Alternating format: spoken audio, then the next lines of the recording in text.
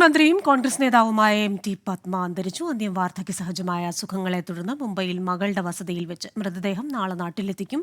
മുഖ്യമന്ത്രി ഉൾപ്പെടെയുള്ളവർ അനുശോചിച്ചു. കോഴിക്കോട് ലോ കോളേജിൽ പഠിക്കുമ്പോൾ KSUവിലൂടെ MT പത്മ രാഷ്ട്രീയത്തിലേക്കെത്തി. KSU ജില്ലാ വൈസ് പ്രസിഡന്റ്, സംസ്ഥാന വൈസ് പ്രസിഡന്റ്, KPCC അംഗം, Mahila Congress general secretary, Kozhikode DCC secretary, treasurer എന്നീ നിലകളിൽ പ്രവർത്തിച്ചു. 1982 നാദാപുരത്ത് നിന്ന് ആദ്യമായി നിയമസഭയിലേക്ക് മത്സരിച്ചെങ്കിലും പരാജയപ്പെട്ടു. K. കരുണാകരനാണ് MT പത്മയുടെ പേര് നിർദ്ദേശിച്ചത്.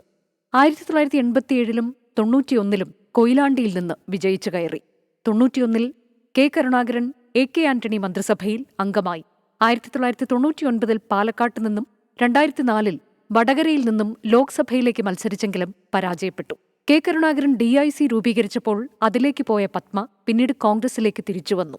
2013 കോഴിക്കോട് കോർപ്പറേഷനിലേക്ക് കൗൺസിലറായി തെരഞ്ഞെടുക്കപ്പെട്ട് പ്രതിപക്ഷ നേതാവായി.